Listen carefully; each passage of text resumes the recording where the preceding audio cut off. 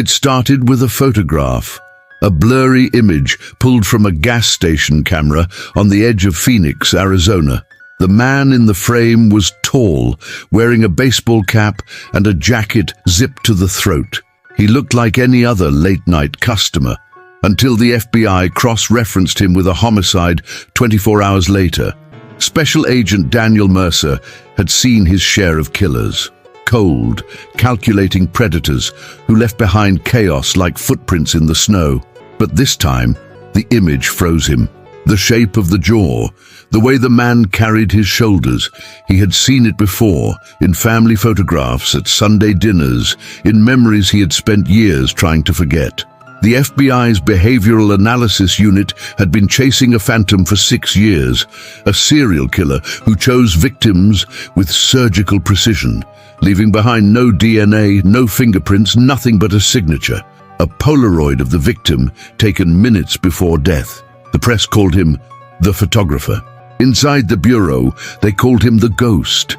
That night, Mercer sat alone in his car, staring at the gas station photo. The face was older, harder, but unmistakable. His brother, Michael, the same brother who had vanished 15 years earlier after a violent fight with their father, the same brother Mercer had once sworn he would never see again. In that moment, the case stopped being just another file on his desk. It became a hunt through the shadows of his own bloodline, a descent into family secrets that had been buried for decades. And Mercer knew one thing with certainty: catching the ghost would mean destroying the last of the family he had left. The story you're about to hear is not just about murder. It's about blood, the kind that runs through veins and binds you to people you can't escape, even when you try. It's about how the line between hunter and hunted can vanish in a single heartbeat, and how the truth can cut deeper than any weapon. In 2019, the FBI's Behavioral Analysis Unit intensified its search for a killer the press had nicknamed the photographer. Over 6 years, this murderer had claimed 19 confirmed victims across 5 states, each crime scene meticulously clean. Each victim captured in a haunting Polaroid just minutes before death. The media called it a perfect storm of cruelty and precision. But for Special Agent Daniel Mercer, the storm was about to turn personal. One grainy image from a gas station surveillance camera changed everything. Mercer recognized the posture, the tilt of the head, the subtle scar above the left eyebrow. It was Michael Mercer, his own brother. The boy who had disappeared 15 years earlier had returned, and he was leaving a trail of bodies in his wake. Over the next hour, you'll follow Mercer as he dives into the darkest corners of the human mind and his own past. You'll see how the pursuit of justice can shatter a man, and how some truths aren't meant to be uncovered. Before we begin, take a moment to subscribe to the channel. Hit the like button so this story reaches more people who think they can handle it. And in the comments, tell me, from which country and city are you watching this? Because after hearing this, you might look at your family differently. Chapter 1. The Photograph. The call came at 2:14 a.m., jolting Mercer from a restless sleep. Another one, his partner's voice said through the static. Same signature, this time in Phoenix. Mercer was already pulling on his jacket before the line went dead. By the time he reached the scene, the air was heavy with the sterile scent of crime scene disinfectant. A woman lay in the center of her small apartment, eyes open but unseeing, her hands bound neatly with white cord. On the nightstand beside her, a Polaroid, its edges still curling from the chemical development. The photograph captured her in the final moments, fear etched deep into her expression, mouth open as if mid-scream. Mercer had seen this before. He felt it in his gut. The photographer had struck again. The local police handed him a copy of the building's security footage. He watched in silence as a tall man in a baseball cap entered the complex at 9:17 p.m., carrying what looked like a camera bag. The man moved with a strange blend of casual confidence and precision, as if every step had been rehearsed. The footage wasn't enough to make an ID until Mercer froze the frame at 9:18. The man tilted his head slightly toward the camera, revealing a faint scar above his left eyebrow. Mercer's breath caught. He hadn't seen that scar in years, not since Michael at 17 had split his brow in a bar fight. A scar Mercer had always blamed himself for because he hadn't been there to stop it. He replayed the footage again, telling himself it was a trick of light, that he was projecting his brother's face onto a stranger. But the walk, the way the shoulders rolled forward slightly, it was too familiar. The rest of the tape showed the man leaving calmly at 10:04 p.m., carrying the same bag. No one saw him enter or leave any other way. No one heard a struggle. It was as if he had slipped in and out of reality. Back at his motel, Mercer sat in the dark, the laptop screen casting a cold glow over his face. He pulled up the old missing persons report for Michael Mercer, last seen April 14th, 2004, wearing a denim jacket and work boots. Known history of violence. Possible connection to unsolved assaults. 15 years, no contact, no sightings. Until now. Mercer leaned back, his mind spinning. If Michael was the photographer, then Mercer wasn't just hunting a killer. He was hunting the only family he had left. Chapter 2. Blood in the Shadows. Mercer knew the Bureau's protocol. Any lead, no matter how personal, went straight into the case file. But this wasn't just a lead. If he told them now, they would take the case from him. They would treat him as compromised, maybe even as a liability, and then he would never know the truth on his own terms. He needed time. Time to see if the scar, the walk, the shadow on that grainy tape really belonged to Michael, or if his mind was playing a cruel trick. He started with the camera bag. The shape matched one sold in only a handful of specialty stores in the Southwest. Equipment designed for professionals, not hobbyists. Mercer visited 3 of them in Phoenix the next morning, showing clerks a still from the footage. 2 shook their heads. The third paused, frowned, and said, "Yeah, guy came in about 2 weeks ago. Paid cash. Didn't talk much. Had eyes like a hunter."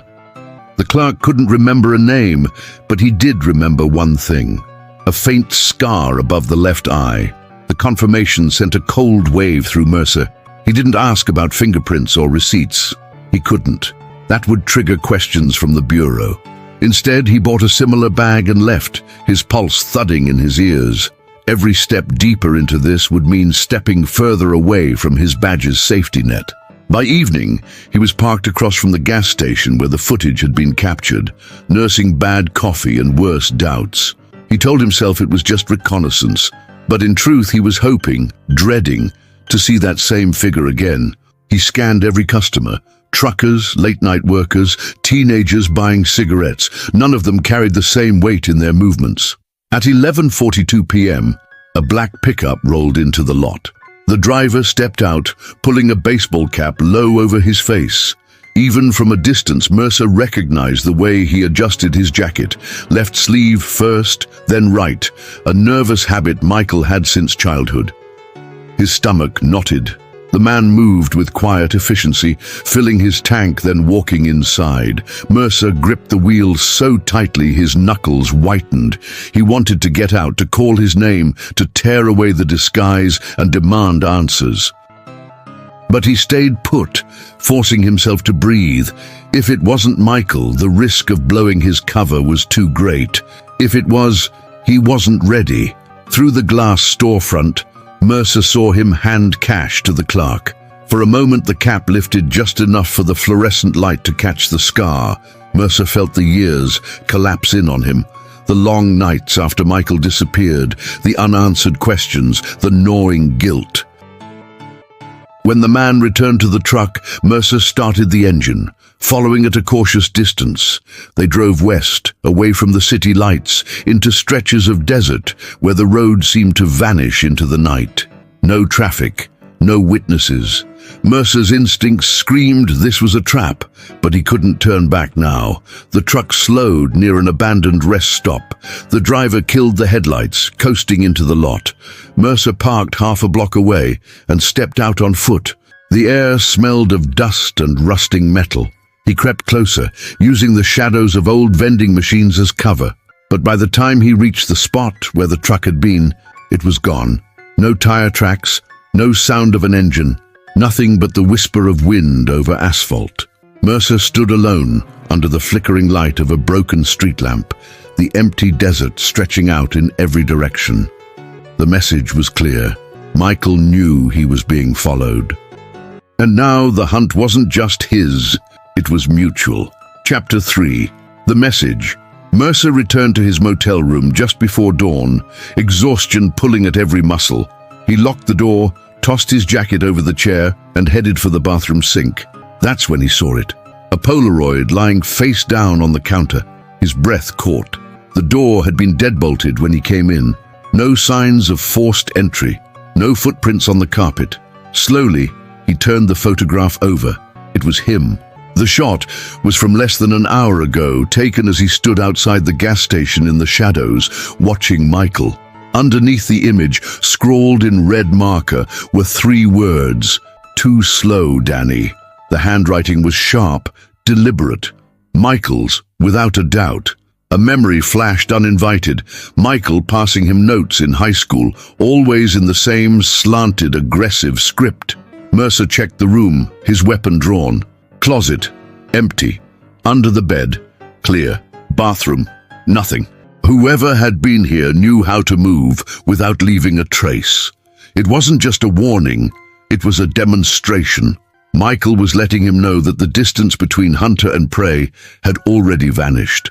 He picked up the motel phone to call his partner, but stopped halfway through dialing. Reporting this would mean admitting he'd gone off protocol, followed a suspect without authorization, and possibly compromised the case. The Bureau would sideline him in a heartbeat. He hung up, the silence of the room pressing in around him. Instead, he studied the Polaroid. There was something in the background, a vending machine with a missing panel, exposing its wiring. Mercer had passed that machine before. It was at a rest stop, 50 miles north, near the state line, the same direction Michael had driven. Mercer packed quickly, checking his weapon and tucking the photograph into his jacket. If Michael had left this clue, it meant one of 2 things. He wanted to be found, or he wanted Mercer to walk straight into a trap. Either way, Mercer couldn't ignore it. The rest stop was deserted when he arrived, the morning sun bleeding pale light across the cracked pavement. The vending machine was there, just as in the photograph. A sticky note clung to the glass, its edges fluttering in the breeze. Not yet. A sound behind him, soft, deliberate, made Mercer spin, weapon ready. But there was no one there. Just the empty lot, the hum of distant highway traffic, and a scrap of paper drifting across the ground. It was another photograph, this one of a woman Mercer didn't recognize. On the back, an address in Albuquerque, and a date, today. Mercer knew what it meant. Michael was inviting him to witness the next kill, or stop it, if he could.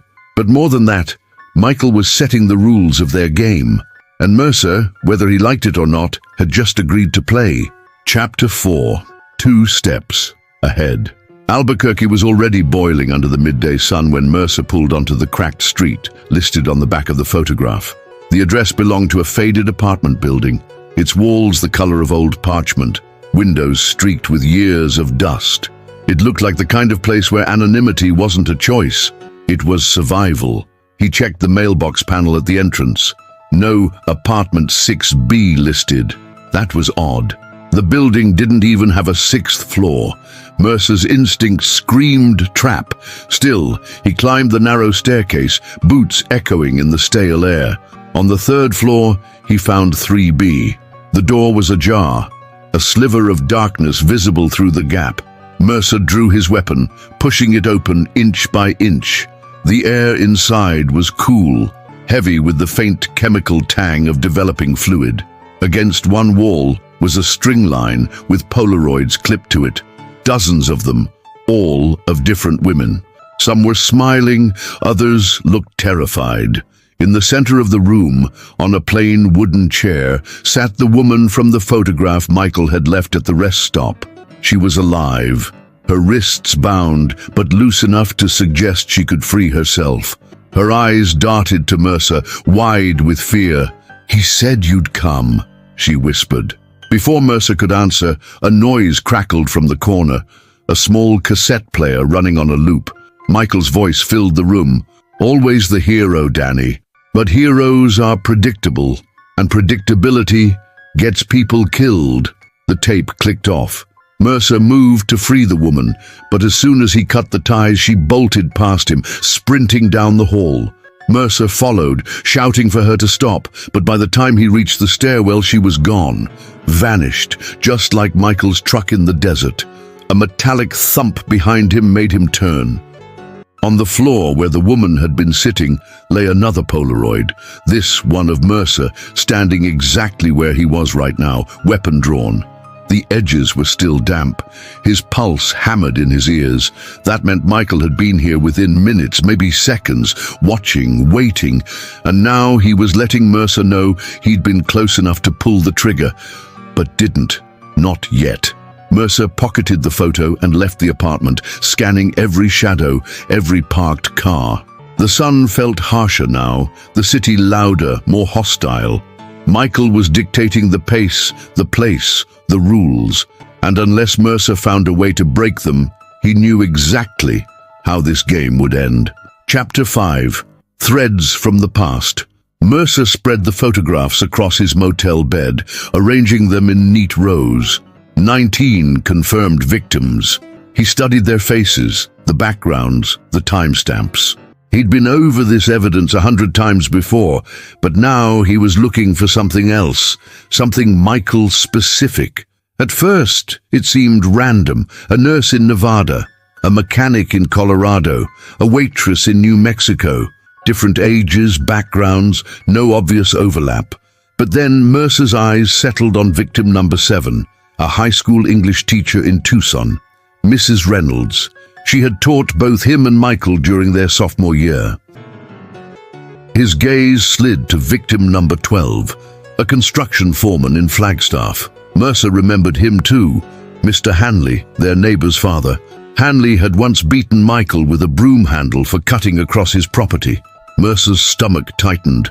One by one, the connections began to reveal themselves. They weren't all as direct, but they were there, distant, buried in time, but present. People who had touched their childhood, their teenage years. People who had hurt Michael, or in some cases simply witnessed him at his worst. This wasn't random killing, it was a purge, a systematic erasure of the people tied to their shared past, which meant Mercer wasn't just chasing a serial killer, he was chasing a family vendetta that had been simmering for decades. Mercer pulled out a legal pad and began mapping the connections, drawing lines from each victim to a moment in their lives. As he worked, he realized something chilling. There were still names on the list.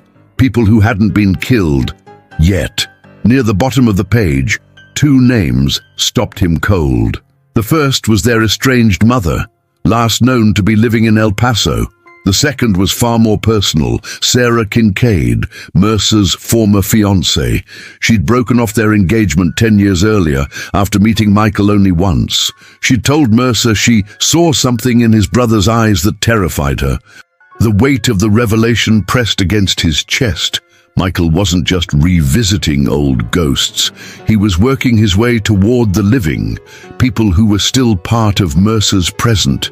And if the pattern held, Sarah was only a few weeks away from being in his crosshairs. Mercer slammed the pad shut, his decision made. He couldn't wait for the Bureau's slow process or the blessing of his superiors. This was no longer just about justice. It was about stopping Michael before he bled the rest of Mercer's life dry. Outside, the desert wind rattled the thin motel window. Somewhere out there, Michael was moving to his next target, and for the first time since this began, Mercer felt the timeline closing in, not on the killer but on himself. Chapter 6. The Gift. Sarah Kincaid lived in a quiet suburb outside Denver, the kind of place where porch lights stayed on late and neighbors still waved to each other. Mercer drove the entire night, the hum of the highway doing nothing to quiet the pounding in his head. Every hour he lost was another hour Michael had to reach her. When he finally pulled into her street, the morning sun was just breaking, casting long shadows over the neat rows of houses. He parked 2 doors down and scanned her front yard. Everything looked ordinary. The wind chimes swaying, the mailbox closed, the curtains drawn. Too ordinary. Mercer approached the door and rang the bell. After a pause, Sarah appeared, her expression tightening the moment she saw him. "Daniel, what the hell are you doing here?" she asked, pulling the door only halfway open. He didn't answer right away. His eyes were fixed on the object in her hands, a small white envelope with his name printed across the front in sharp, slanted handwriting, Michael's handwriting. "Where did you get that?" Mercer asked, his voice low. Sarah glanced down at it. "It was on my porch this morning. No postage. Just there." She held it out, and Mercer took it carefully as if it might detonate. Inside was a single Polaroid, Sarah sleeping in her bed, taken from less than 3 feet away. On the back, "Your turn, Danny." Sarah's face went pale as she read the words. Is this from your brother?" she whispered. Mercer didn't answer. He was already scanning the street, looking for any sign of movement, any shadow that lingered too long. "You're not safe here," Mercer said finally. "Pack a bag. Now." Sarah hesitated, the old distrust flickering in her eyes, but something in his tone convinced her. She disappeared into the bedroom while Mercer stayed by the window, hand resting on his weapon. That's when he saw it. A black pickup, parked at the far end of the street, engine idling. Even at a distance, he recognized the outline of the driver. Michael didn't move, didn't wave, just sat there, watching the house. Then, slowly, he pulled away, disappearing around the corner. Mercer's instincts told him to follow, but he knew that was exactly what Michael wanted. Instead, he focused on getting Sarah out. Every second she stayed here was another second in Michael's reach, and Michael had already proven he could get closer than Mercer could stop. As they drove away, Sarah's voice broke the silence. "Why me, Daniel? After all these years?" Mercer gripped the wheel tighter. "Because," he said, eyes fixed on the road ahead, "you knew the truth about him before I did. And now, he's making sure we both pay for it." Chapter 7. The safe house Mercer drove for nearly 5 hours without stopping, keeping to back roads and avoiding highways. The Bureau maintained several clean safe houses scattered across the country, secure, unlisted locations meant for witnesses and undercover agents. He chose one in rural Wyoming, buried behind miles of dirt road and pine forest. When they finally arrived, the cabin looked exactly as Mercer remembered. Weathered wood, blackout curtains, a generator out back. He ushered Sarah inside, checking every window and door before locking them. "This place doesn't exist on any map," he said. "No one knows we're here." Sarah's eyes lingered on him. "You mean, except him?" Mercer didn't respond. He wanted to believe Michael couldn't possibly know about the cabin, but a small voice in his head whispered otherwise. As dusk settled, Mercer went outside to sweep the perimeter. The forest was quiet, save for the chirp of crickets and the distant rush of wind through the pines. He circled the property twice, finding nothing out of place. Still, the air felt wrong, heavy, like the silence was waiting for something. Back inside, Sarah was sitting at the kitchen table, a steaming mug in her hands. "I found this on the porch," she said, sliding something toward him. It was a Polaroid, not of Sarah this time, but of Mercer himself, taken from just beyond the tree line. On the back, "Welcome home." Mercer's blood ran cold. He grabbed his weapon and rushed to the front door, scanning the tree line. But the shadows had swallowed everything. Whoever had taken that photo, if it was even Michael himself, was long gone. He returned inside, locking every bolt and shoving a chair under the handle. "We don't open the door for anyone," he told Sarah.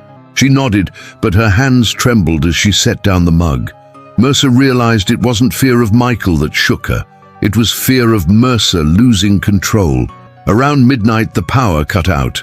The cabin plunged into darkness, the sudden silence of the generator pressing in on them. Mercer moved toward the breaker box with his flashlight, but stopped halfway. On the wall, written in dripping red letters, were 4 words. "Lights out, little brother." Sarah gasped. Mercer's mind raced. Michael had been inside the cabin, maybe while they slept, maybe moments ago. He swept the rooms, but found no one. It was as if Michael had melted into the walls, leaving only his message behind.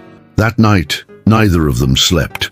And as Mercer sat in the dark, weapon across his lap, one thing became painfully clear. Michael wasn't just closing the distance. He was already inside the circle, dictating every move. The safe house wasn't a refuge. It was his stage. Chapter 8. The Voice in the Dark. It started just after 3 a.m. The safe house was still cloaked in black, the generator silent, the air stale with the scent of old wood. Mercer sat in the kitchen, staring at the locked door, when a faint crackle broke the silence. At first, he thought it was the wind against the walls, until a voice slid through, low and unmistakable. "Couldn't sleep, Danny." Michael's tone was casual, almost friendly, like a brother calling from the other room. But the sound wasn't coming from outside. Mercer traced it to the landline phone on the wall. He hadn't used it, hadn't even touched it. It shouldn't have been able to ring without a call coming in. "You've gotten slower," Michael continued, his voice distorted by static. "But that's okay. I like a good chase, and you're all I've got left worth chasing." Mercer's hand hovered over the receiver.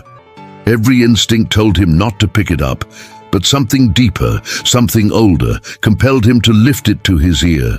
"You were always the good one," Michael said. "The one they liked, the one they believed. Even when you lied, they forgave you. Me, I had to earn every scrap of trust, and you took even that away." His voice was calm, almost conversational, but beneath it was a current of rage Mercer had never heard before. "This isn't about me," Mercer said, keeping his voice steady. "It's about the people you've killed.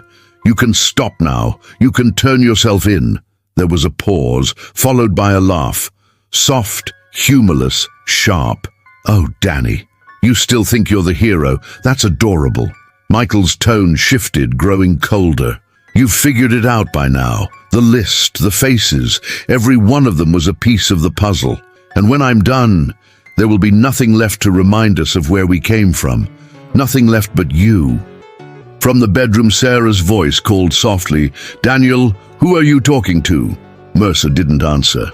Michael must have heard her, because his voice turned almost tender. "Ah, Sarah. She's prettier than I remember. You think she's safe there with you? You think you can keep her from me?" Mercer's jaw tightened. "If you touch her," Michael cut him off. "If, Danny, I already have." The words landed like ice in Mercer's veins. He heard movement in the background, the sound of a door opening, footsteps on wood. "Maybe I'm closer than you think." Then the line went dead. No click, no dial tone, just silence. Mercer stood frozen for a moment before bolting into the bedroom. Sarah was there, sitting upright on the bed, pale and shaking. "I heard him," she whispered. "He was in here.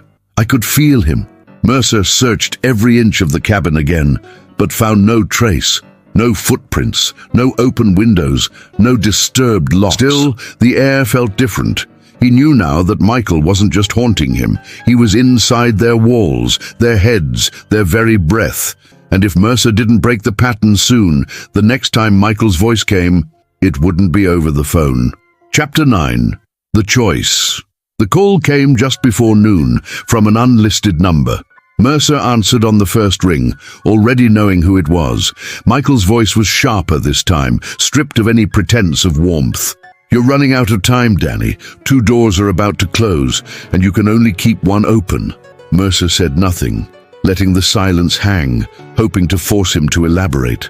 Michael didn't need prompting. "Door 1, Sarah. She's sitting in that little cabin right now, drinking tea, staring at the window, thinking you can protect her. Door 2, a man named George Tillman. He lives on the east side of Cheyenne, in a blue house with a white porch. I'm going to kill him at 5 p.m. today." Mercer's stomach knotted. Tillman's name was on the list, a retired sheriff who had arrested Michael at 16 for stealing a car. Michael had been obsessed with that arrest, claiming it ruined his life. Tillman was supposed to be weeks away from his turn. Michael had changed the schedule. "You can get to Sarah before I do," Michael said, "or you can get to Tillman, but you can't do both, and if you try, I'll make sure you fail at both." His voice was almost playful now, like a teacher giving a cruel riddle to a child. Mercer's grip tightened on the phone. "If you touch her, I will end this, permanently." Michael chuckled. "That's the spirit. But the clock's ticking, Danny. What's it going to be? The woman you couldn't keep, or the lawman who tried to keep me?" The line went dead before Mercer could answer. He stood frozen for a heartbeat, the sound of the ticking wall clock suddenly deafening. Every scenario he ran in his head ended in blood. He couldn't split his time evenly. Michael had designed it that way. Sarah appeared in the doorway, sensing the shift in the air. "It was him, wasn't it?" she asked quietly. Mercer didn't respond. He was already grabbing his jacket, weighing the decision that would define the rest of his life. If he stayed, Sarah might live, but Tillman's death would be on his conscience. If he went, Tillman might survive, but he could return to find Sarah gone, or worse. Either choice was a loss. Either choice fed Michael's hunger. He finally made his decision. The tires screamed against the gravel as he pulled the car around, the forest disappearing in the rear view. He didn't look back, couldn't. The weight in his chest told him that whatever he found at the end of this drive, something inside him had already broken. In the shadows of the trees behind the cabin, a figure stepped out, watching the dust trail fade. Michael smiled faintly, one hand resting on the cabin's doorframe. "Good choice, Danny," he murmured. "Let's see how much you're willing to lose." Chapter 10. The Last Room. Mercer reached Cheyenne in under 2 hours, pushing the car to its limits. Tillman's house was exactly as Michael described. Blue siding, white porch, wind chimes swaying in the late afternoon air. But the silence around it felt wrong, too still, too expectant. He moved cautiously up the porch steps, weapon drawn. The front door was unlocked. Inside, the living room was neat, almost staged. On the coffee table sat a single item, an envelope, propped upright with Mercer's name on it. His chest tightened as he opened it. Inside was a photo of George Tillman, alive, tied to a chair, eyes wide with fear. The background wasn't this house. Mercer recognized the peeling wallpaper instantly. It was the spare room in the safe house where he had left Sarah. The realization hit him like a blow. Michael had never been here. Tillman wasn't in Cheyenne. He was in the cabin. And if Tillman was there, then Sarah. Mercer bolted back to the car, every mile between Cheyenne and the cabin feeling like another nail sealing a coffin. The road blurred in his vision, his mind replaying every warning sign he had ignored. When he arrived, the front door was ajar. The air inside was heavy, still carrying the faint scent of Sarah's perfume, and something else, metallic and sharp. In the spare room, Tillman sat exactly as in the photo, bound and gagged, eyes darting toward the corner. Mercer followed his gaze. There, taped to the wall, was a Polaroid of Sarah. She was alive in the image, but her eyes told him she knew what was coming. On the back, Michael's handwriting, "Now we're even." Tillman's muffled cries pulled Mercer back. He freed the man quickly, but his own pulse was roaring too loud to hear the details. Tillman kept repeating the same words. He was here not long ago. Outside, the forest was already swallowing the last traces of daylight. Mercer scanned the tree line, half expecting Michael to step out, hands raised, smiling that same cold smile. But the woods stayed silent. Michael was gone, and he had taken Sarah with him. As night closed in, Mercer stood on the porch, the Polaroid burning in his hand. The hunt wasn't over. It had only shifted. Michael had changed the rules again, and this time Mercer knew the game wouldn't end until one of them was in the ground. Mercer didn't sleep that night. He sat on the cabin's porch, staring into the black mouth of the forest, waiting for a movement that never came. Every crack of a branch, every whisper of wind felt like Michael's breath on his neck. The safe house, once a place meant to protect, was now a crime scene, and Mercer knew the real danger was still out there watching. In his hand, the Polaroid of Sarah grew damp with sweat. He traced the edges, memorizing every detail of her face, every shadow in the image, searching for a clue. But deep down, he knew the truth. Michael had left no mistakes. This wasn't a breadcrumb trail. This was a taunt, a promise that the game was far from over. Somewhere in the dark, Michael was smiling. Not because he had escaped, but because he had shifted the hunt. Mercer was no longer chasing him out of duty. This was personal now, and that's exactly how Michael wanted it. The only question left was who would break first, and how much blood it would take to finish what had started long before the first body fell.